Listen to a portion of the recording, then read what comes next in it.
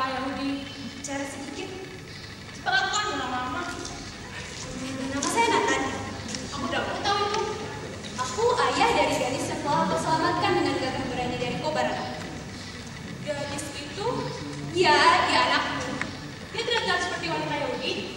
Aku mengucapkan terima kasih kepada Anda untuk saran. Ah, simpan terima kasihmu. Seorang prajurit perang salib harus mempertahankan nyawanya, bahkan untuk menyelamatkan wanita Yahudi. Kamu masih muda, hampir seperti anak-anak. Aku bukan anak-anak, aku prajurit perang salib. Kalau begitu, kamu harusnya tahu tidak ada seorang pun di dunia ini yang dapat memilih agamanya. Kristen, Yahudi, maupun Muslim. Kita semua adalah manusia. Ini bukan saatnya kata-kata bicara seperti itu.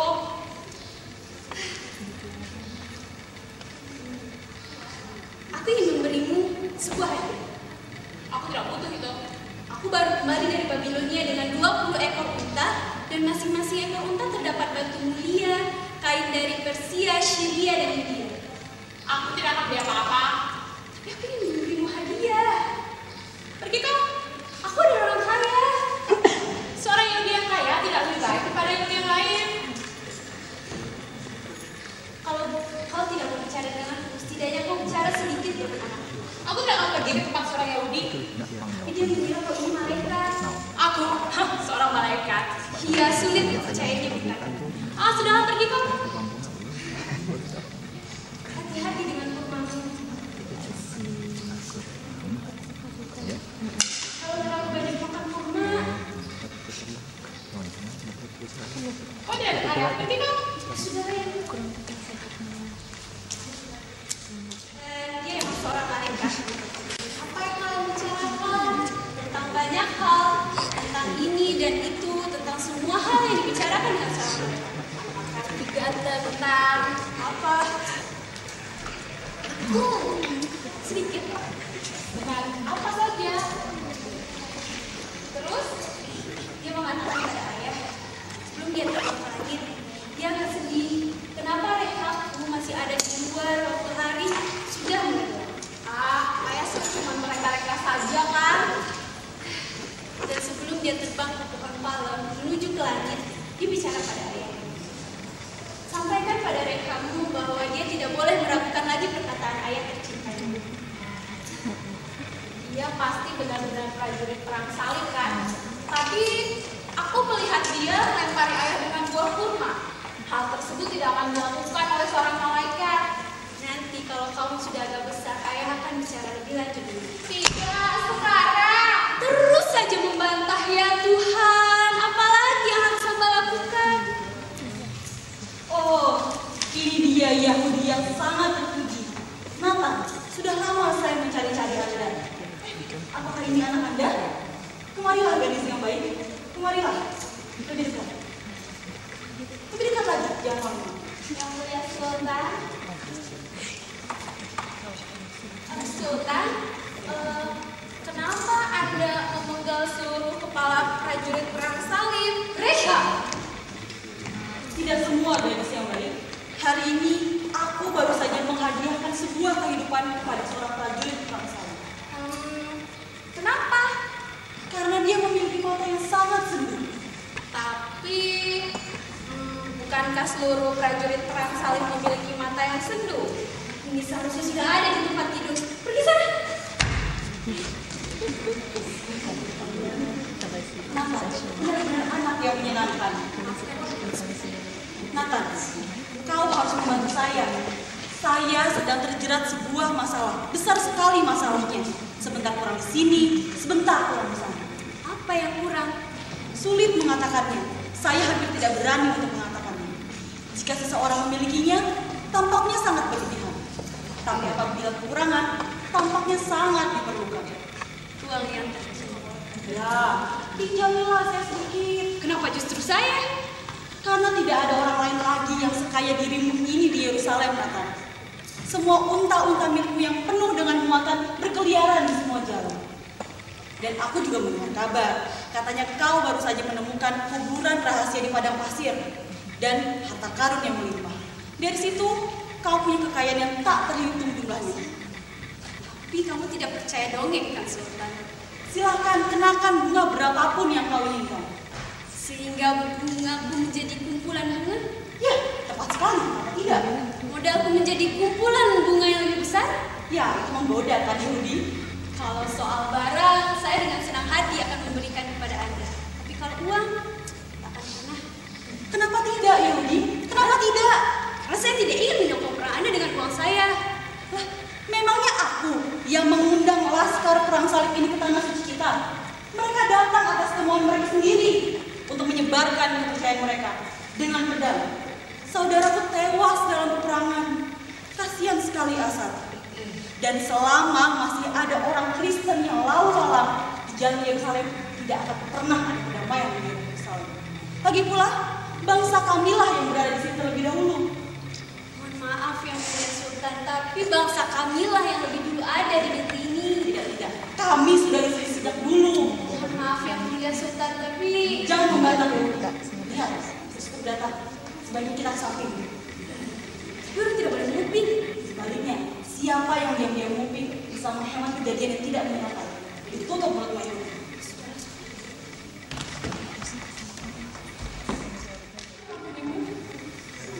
Saya sendiri sebenarnya tidak mengerti Bapak Uskup yang agung.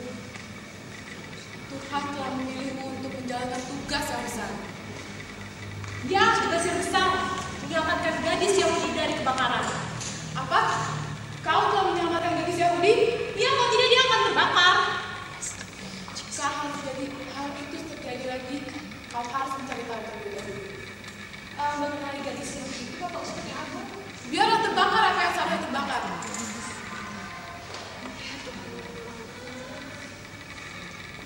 Apa tadi itu? Apa? Tidak mendengar apa-apa.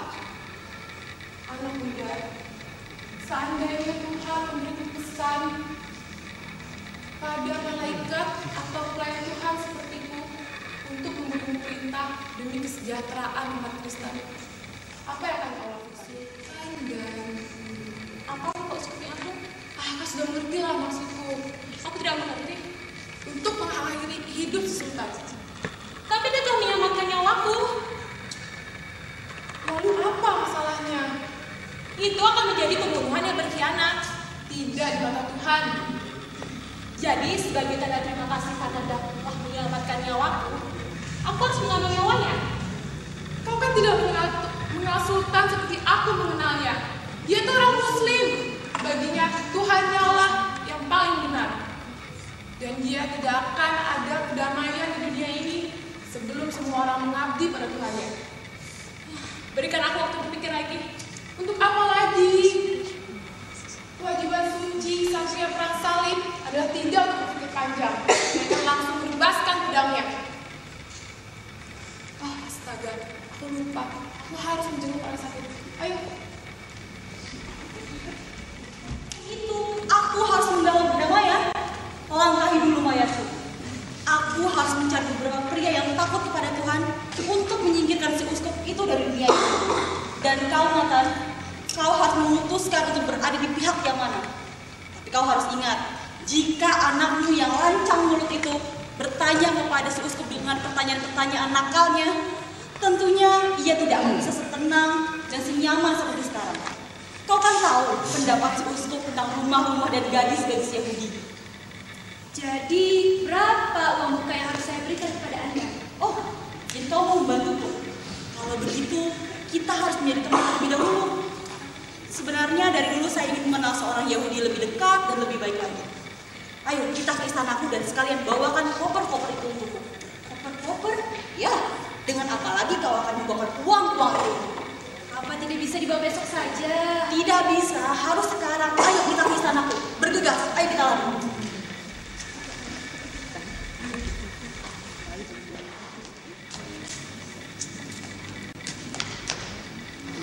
Kenapa kau begitu bego? Kau memiliki mata yang menyedihkan. Pergi kau. Jadi benar kata Sultan. Kau tidak dengar ya? Kau itu loh orang yang menyelamatkanku dari rumah yang terbakar.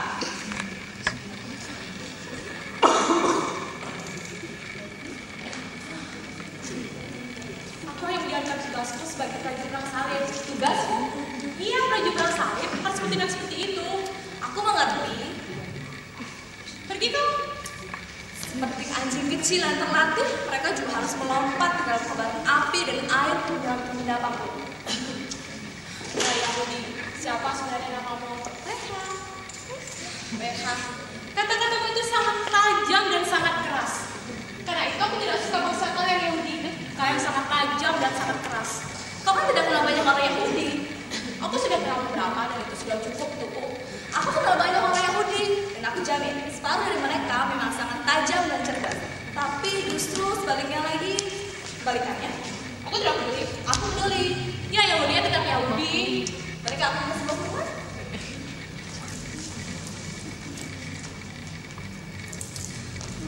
Di dunia ini tidak ada orang yang bisa milih agamanya masing-masing. Yahudi, Kristen, Muslim. Terutama kita semua adalah manusia. Ayahmu yang melecehkan semua itu. Oh iya, ngomong-ngomong, yang benar itu kaum muslimin dan muslimah. Kita itu sudah menyebalkan. Kenapa? Lagi pula tidak tahu kalau rumah itu seorang orang Yahudi. Dan seandainya kamu sudah tahu tentang hal itu, Aku akan melarang. mau kemana lagi? Ini pencapaian. Terima kasih anak Kristen. Tajam lagi. Oh iya, tadi kamu bilang kamu mau dibalas. Kenapa? Makan kurma itu dan tutup mulut.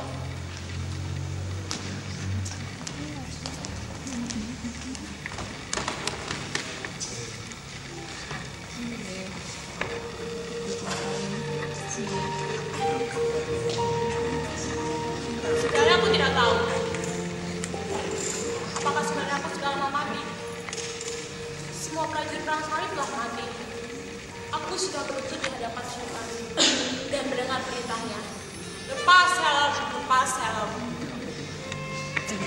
Aku bisa membayangkan perasaanku saat ini. Kau tidak bisa. Jangan berpihak padamu. Maaf. Aku akan mati hari ini. Ya memang. Rumahku terbakar. Ya. Lanjutkan ceritamu. Sampai di mana ceritamu tadi? Lepas helm. Ya, terima kasih. Sudah berapa kali aku mendengar berita ini? Tempur. Lepas helm, siap doa. Pakai helm, siap tempur. Lepas helm, siap makan. Pakai helm, dan kali ini untuk mati. Selalu ada alasan untuk melepaskan helm. Kemudian aku berpikir, oh, betapa yang barangnya helm ini. Prajurit perang salib mana dulu yang menggunakannya? Dan berapa lama dia akan menggunakannya? Tuhan, kenapa kau biarkan prajurit perang salib mempertaruhkan hidupnya untuk dirimu? Pasti banyak sekali yang bercampur dalam pikiranku. Ya memang. Tiba-tiba Sultan datang menghampiriku dengan mata yang berkata-kata. Dan kemudian dia lepaskan ikatan itu. Dan aku dibiarkannya pergi. Mungkin Tuhan sedang melihat ke arah Yerusalem dan berkata pada dirinya sendiri. Di sana ada rumah yang terbakar dan di sana ada gadis yang ada tentara perang salib yang dipotong kepalanya. Dan kalau tentara perang salib ini dipotong kepalanya, maka tidak ada yang bisa menyelamatkan gadis itu dari kobaran api. Tuhan sudah lama tidak melihat kota Yerusalem lagi. Kalau aku jadi Tuhan, aku akan melihat kota lain yang lebih indah dan damai. Aku kira justru Tuhan sangat melihat erat ke arah Yerusalem. Lalu kenapa dibiarkan kota ini menjadi arena pembantaian dan pembunuhan? Kita akan mendapatkan ilhamnya tersendiri di saat yang tepat. Ah, dia akan menunggu lama soal itu. Tentu saja Tuhan punya waktu lebih banyak daripada kita. Sebenarnya kita sedang bicarakan Tuhan yang mana? Punyamu atau punyaku? Memangnya ada Tuhan yang lebih? Ya juga sih.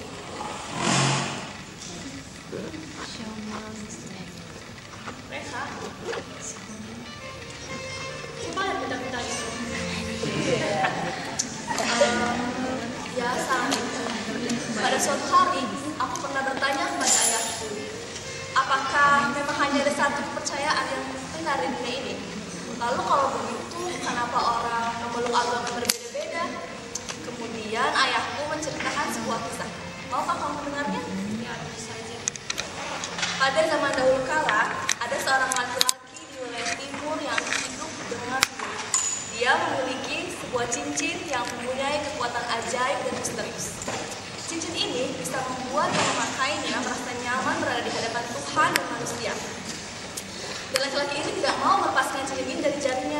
Dia menjaga agar terus-menerus cincin ini berada di jarinya dan tidak jatuh ke tangan orang lain. Kamu sedang apa? Kau begitu cantik. Mau ke rumah lagi?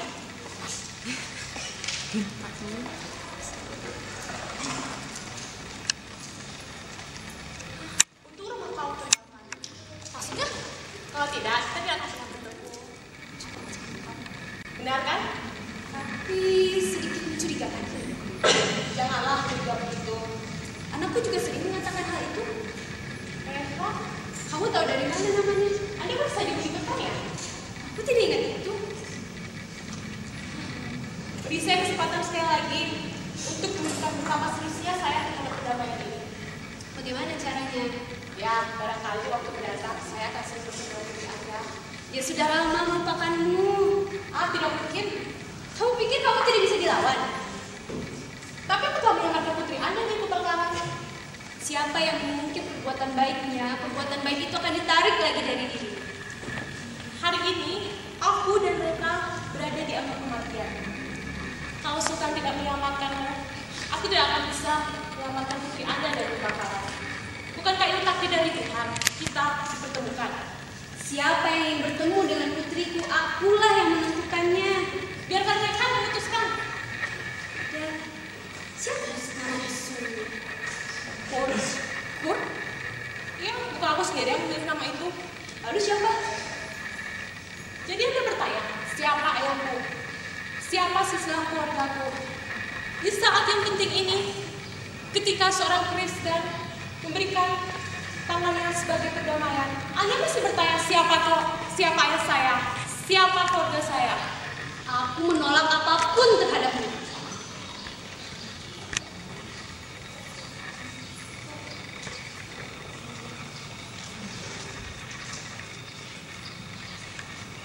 Oh iya, saya tahu. Kalau dilihat dari keturunan Anda, bukankah Anda terkenal dengan leluhur Anda yang bernama Abraham? Apa saya harus menjadi Yahudi dulu untuk bertemu dengan putri Anda? Ya sudah.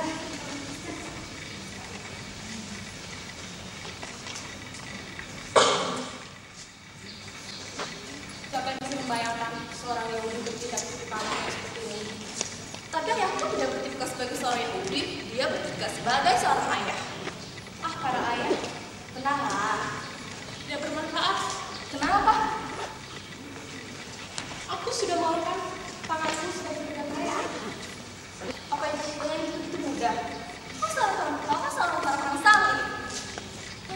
Aku sudah lelah dengan Kristen, Yahudi, dan Muslim. Aku mau pulang saja. Emang siapa yang berani barang pulang?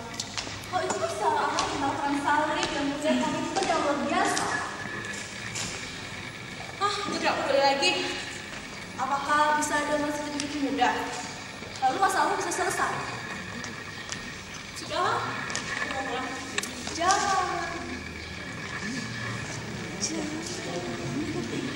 Mau bicara denganku? Aku harus meninggalkan ayahku sendirian. Siapa yang akan bahagia di kota ini? Sehingga saat ini aku merasa baik-baik saja. Karena kau tidak pernah pergi ke kota lain.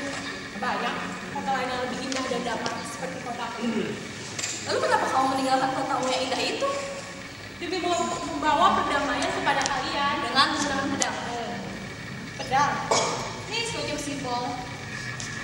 Tapi aku tidak bisa meninggalkan kalian sendirian. Dia tidak akan mengizinkan kita untuk bertemu lagi. Dia juga tidak bisa menghalangi kita, kan? Dia akan tidak mengizinkan aku bertemu dengan orang Kristen. Berikan dia waktuku.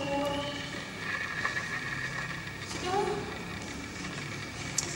Kau kan terus marah dengan Nathan. Memangnya siapa yang berdaya tentang siapa ayahnya? Ayahmu itu adalah ayah yang memiliki anak di mana-mana. Puas. Aku juga tidak punya ayah. Tapi kenapa? Dia bukan ayahku. Kau tahu apa yang kau bicarakan? Aku adalah anak orang Kristen. Jadi Nathan bukan ayahmu. Dia hanya memasukku. Hal ini tentu mengubah segalanya. Tidak, Kurt, hal itu tidak akan mengubah apapun. Aku juga tidak pernah mengharapkan menjadi seorang ayah lebih baik daripada Nathan. Dia sudah merawatku dengan penuh perhatian dan kasih sayang selama ini. Entah di mana aku hari ini jika tanpa dia. Aku telah mempersiapkan rahasia ini. Kamu harus menjaganya. Kamu tidak boleh bercerita kepada siapapun. Reka, dengan apa kamu membalas kekhawatiran kepadamu? Tempat tidurmu kosong dan aku menemui kau berdua bersama kesatria di bawah pohon palem. Bukan seorang perang salib, Ayah. Menebas dengan pedangnya adalah pekerjaannya. Aku tidak akan menggunakan pedang ini lagi. Itu yang kau katakan malam ini. Tapi besok pagi kau akan dengan senang hati menebas dengan pedangmu. Bukan suatu hal yang mencurigakan ketika aku berpikir tentang perubahan pikiran. Ayah, kau selalu sering curiga. Dan di malam berikutnya dia akan berada di bawah pohon palem ini dengan gadis lain, bahkan dari kalangan muslim. Kau muslim dan muslimah. Muslim. Karena itu aku tidak tahan terhadap kalian kaum Yahudi. Aku tahu kalian orang Kristen. Kebanggaan kalian adalah menjadi orang Kristen, bukan menjadi manusia. Kalian tidak akan senang sampai agama kalian tersebar di seluruh negeri ini. Yang tidak mengikuti agama kalian akan dimusnahkan, dilenyapkan, dan dibakar. Siapa yang mengundang kalian ke negeri ini? Orang-orang Kristen yang bangga. Bangga? Siapa yang memulai dulu dengan ini, Nathan? Bangsa mana yang menyebut dirinya sebagai bangsa yang terpilih? Sepertinya dalam hal ini kau tidak selalu keliru. Tutup mulut mereka. Ayah selalu saja melakukan seperti anak kecil. Siapa yang masih percaya dengan malaikat pelindung? Kau tidak tahu siapa ini prajurit perang salib? Menebas tidak cukup dengan menebas pedangnya, tapi dia juga merayu gadis-gadis polos. Kemudian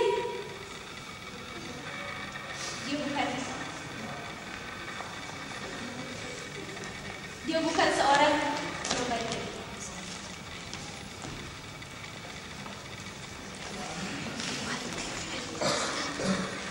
Mereka, ayo kita pulang dari sini. Aku tidak bisa tidur di rumah, Ayah. Jangan terus membantah. Di rumah pasti bau asap. Nafas melalui mulutmu. Ayo.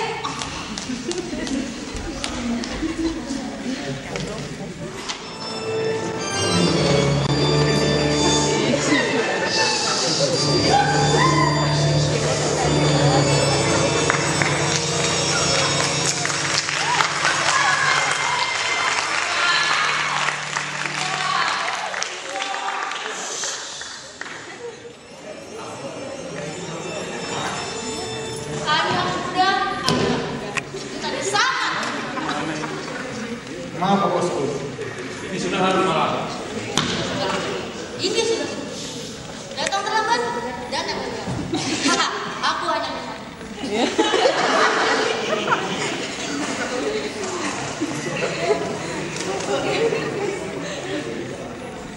Lagian, aku belum tidur. Aku masih menyantap cemilan malam. Dan untuk kesatria perang salib, aku selalu memberikan audiensi. Audiensi? Ah, itu hanya semacam dia bicara. Baik, karena saya memang perlu berbicara dengan seseorang segera. Aku sudah lama menunggumu. Kau terlihat sangat lapar?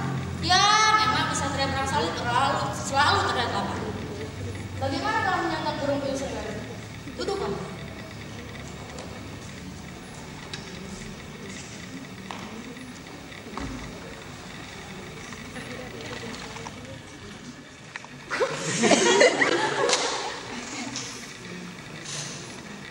Kau kesini untuk menemuiku dan menawarkan diri lagi, bukan? Bukan. Bukan untuk itu saya datang ke sini, Bosku. Apakah pikiranmu masih sama seperti yang kemarin? Ya? Lalu untuk apa kau dini hari datang ke biara ini? Ini sudah larut malam. Malam akan menjadi pagi. Aku baru tidur sebentar. Bosku!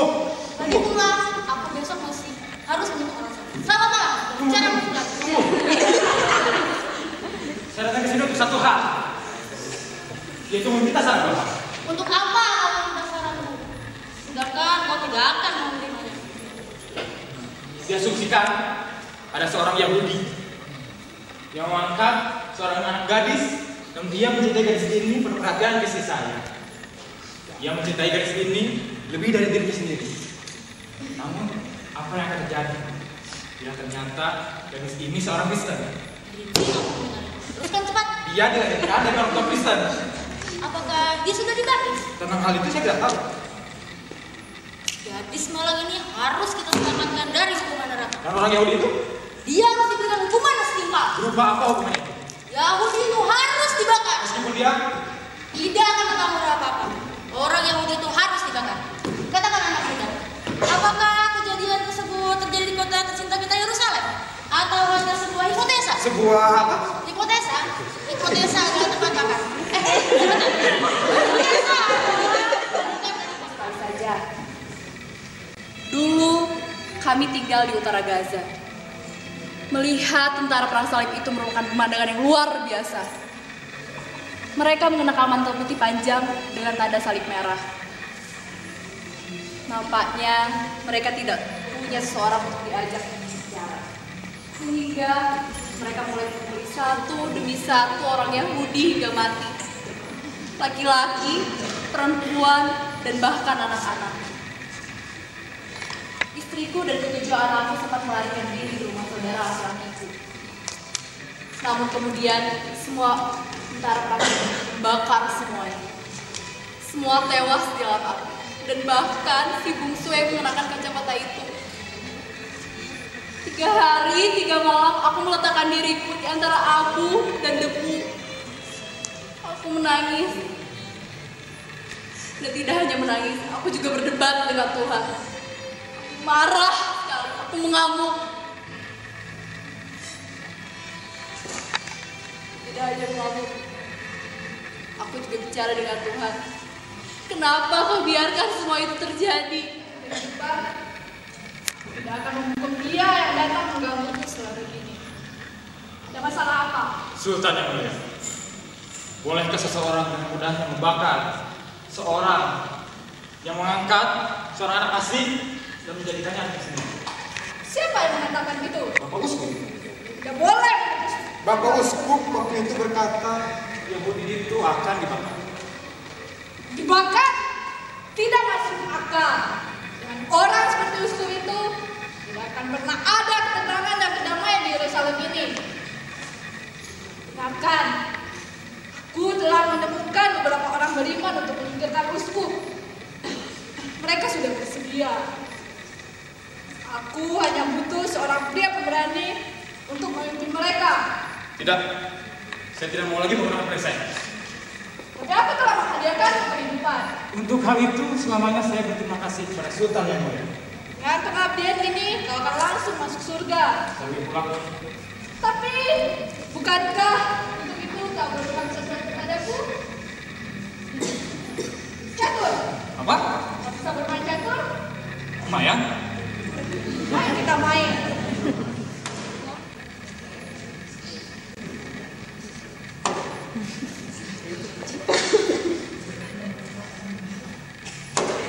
Kita berpura-pura, dan untuk apa?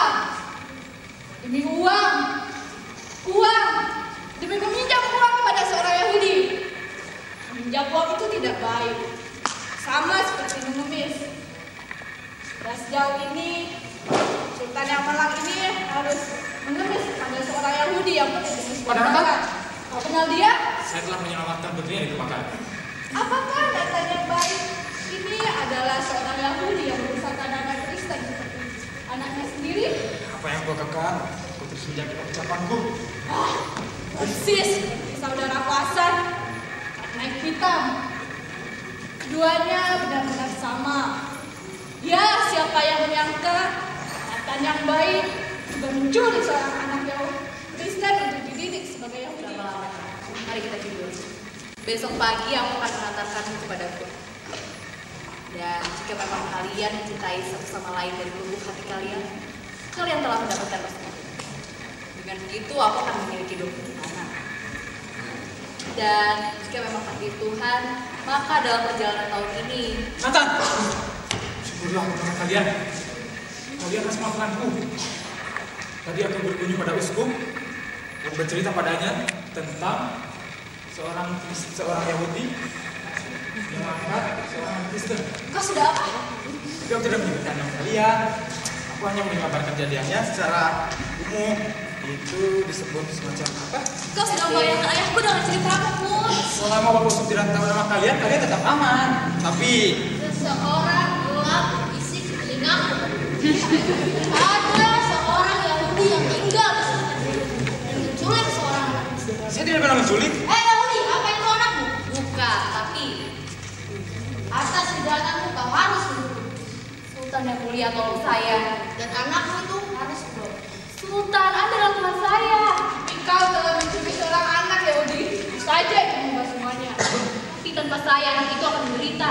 Lebih baik mati dalam penderitaan daripada harus ditolong oleh seorang Yahudi seperti itu. Apa yang telah diperbuat Yahudi kepada Tuhan? Jika Tuhan ingin menyelamatkan seorang anak, dia tidak butuh bantuan seorang Yahudi. Jika ada yang berani menghina Yahudi ini, Bukan kau kalau tidak akan menggunakan pedangmu lagi? saya juga tidak tahu siapa ayah saya. Tetapi itu hal yang biasa. Saya hanya berharap saya mempunyai ayah seperti Nathan. Dan kalian tidak boleh membawa ayah saya. Orang Yahudi itu bukan ayahmu. Tapi apakah hanya darah yang menentukan seorang ayah? Aku akan menjadi ayah barumu. Anak itu harus masuk dalam biara. Ke biara yang penuh dengan biara mati yang keras itu. Dan orang Yahudi itu akan menjadi Kalian tidak boleh melakukan hal itu pada wanita yang secantik ini dan membiarkannya membusuk di balik unit biara. tentu saja kalian akan menyembunyikan gadis itu di dalam haremmu bersama para penaruh kalian. Gadis itu harus diberi bimbingan iman yang benar. Lalu apa iman yang benar seperti apa? Aku seorang Kristen. Aku Muslim. Tidak ada yang menanyaimu Yahudi. Bolehkah saya cerita sebuah kisah? Sebuah kisah. Tuhan, beri saya kekuatan. Dia sudah tahu dia. Ayah, ceritakan kisah manusia itu. Tuh yang tua itu. Mereka bukan anak kecil. Janganlah. Saya ingin pulang.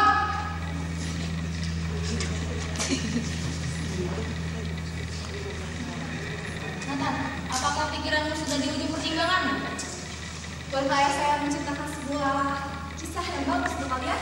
Suka kisah yang bagus. Jika diceritakan dengan baik, Pada zaman dahulu kala yang kelam, hiduplah seorang lelaki di negeri timur. Lelaki ini memiliki sebuah cincin yang tak ternilai harganya. Cincin ini keras. pada zaman dahulu kala yang kelam, hiduplah seorang lelaki di negeri timur. Ia memiliki cincin yang tak ternilai harganya. Cincin ini memiliki kekuatan yang tersembunyi, bahwa siapapun yang memakainya akan merasa tenang di hadapan Tuhan dan manusia. Jika seseorang mengenakan cincin ini dengan tujuan itu dan Sebuah cincin ajaib. Janganlah. cincin ini memiliki kekuatan yang tersembunyi, bahwa siapapun yang mengenakannya akan merasa tenang di hadapan Tuhan dan manusia. Jika seseorang mengenakan cincin ini dengan penuh keyakinan, maka Sebentar. Cincin tersebut akan memiliki kekuatan gaib pada seorang. Yang katanya, Nah, sudah begitu. kalau begitu, itu bukan cincin ajaib, tapi Ini sudah pukul 4 pagi, Sultan. mengetahui hal itu, lelaki kita di timur ini tidak pernah melepaskan cincin ini dari jari-jarinya. Dan ia mewasiatkan agar cincin ini tidak lepas dan tidak jatuh kepada seorang selain keluarga. Apa yang terjadi berikutnya, aku sudah tahu. Itu mudah dikenali. Sang ayah meninggal, semua merebut cincin itu. Semua ingin menguasai rumah itu. Mereka mencari, bertengkar, mengeluh sia-sia. Cincin yang asli tidak dapat ditemukan, bukan? itukah jawaban mengenai agama manakah yang paling benar? Tidakkah Anda paham, Sultan yang mulia? Cincin yang sama dengan agama yang paling benar, sulit dibuktikan. Anakku, ketiga agama tersebut memang benar. Lihatlah, Kita pakaian, makanan dan minuman. semua terlihat jelas oleh mata. Yang paling jelas tertulis dalam sumber kitab kita. Namun kebenaran akan Tuhan tertulis dalam kitabku. Kitabku adalah sumber dari semua kitab, tapi kitabku adalah kitab yang paling tua. Justru itu, kitab itu sudah tidak digunakan lagi. Kita hanya mencontek dari kitab kami. Kami telah memperbaikinya. Kitabku adalah kitab terbaik dari Tuhan. Bolehkah saya menceritakan sebuah kisah terbaik untuk kalian? Kitab yang paling benar. Damailah. Kedamaian baru akan tercipta jika semua orang tidak percaya lagi kepada Tuhan. Apa yang kamu katakan? Siapa yang membuat sultan kalau dia merasa kasihan padamu? Sedangkan mati lalu menjatuh dalam hidupmu. Siapa yang bisa melakukan kehidupan Tuhan? Mungkin saja itu kebetulan. Aku tidak sependapat denganmu. Aku tidak percaya kepada Tuhan sama seperti aku tidak percaya pada peri atau pada setan ataupun pada manusia di bulan. Apa? Semoga kau dengar.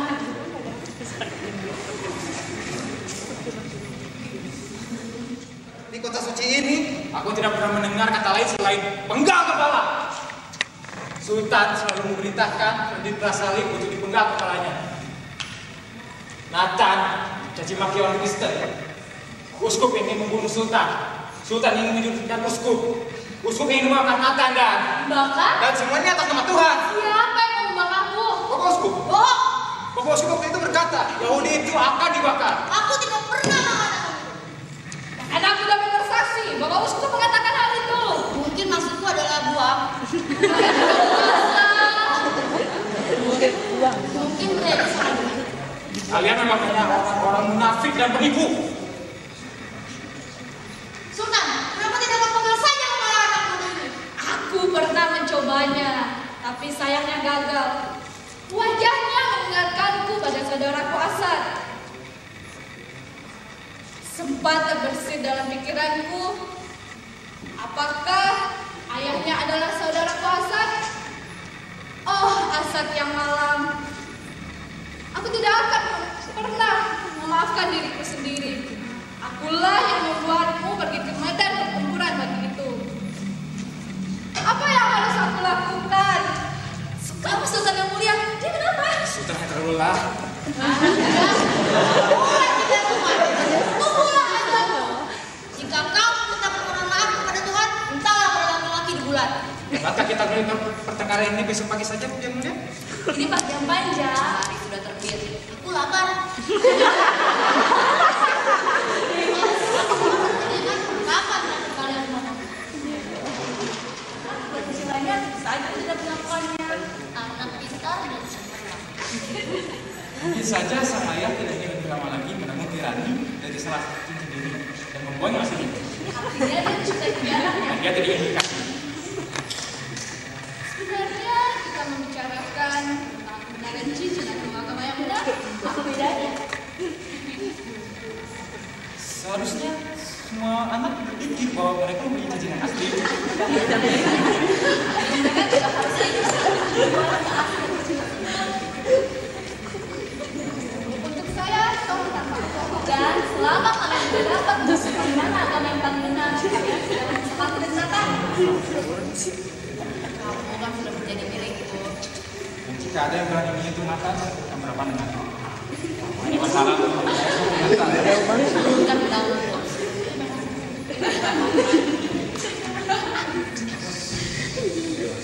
Nah, sis, aku merasakan marah.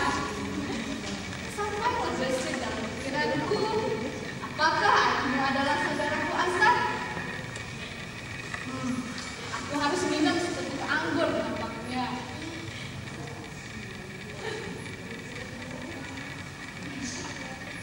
Ini sangat membanggakan.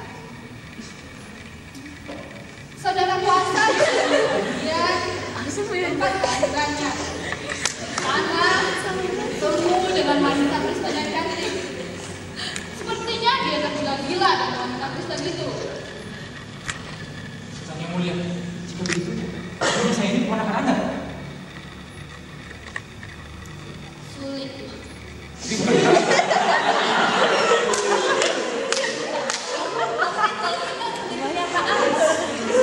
Secara fisik dan jiwa, dia sangat mirip dengan saudaraku Asad. Sampai aku ingin bertanya, di manakah kau bersembunyi selama ini? Oh Asadku, oh anak Asad, aku ingin mengenali kembali. Boleh kami putar sedikit hipotesis ini? Jika Reha tidak tahu siapa ayahnya, kemungkinan Reha adalah anak dari Asad. Jadi Reha adalah adikku, Bos. Apakah ada lupa untuk menuduh orang sana sakit, Bos? Tuhan berkehendak. Aku tidak akan meninggalkan meja ini. Kejadian seperti ini jarang sekali terjadi. Seorang Kristiani, Muslim, dan Yahudi hidup damai dalam satu meja. Lagi pula, selalu ada orang sakit. Kenapa kau tidak ketahuan kami? Tidak akan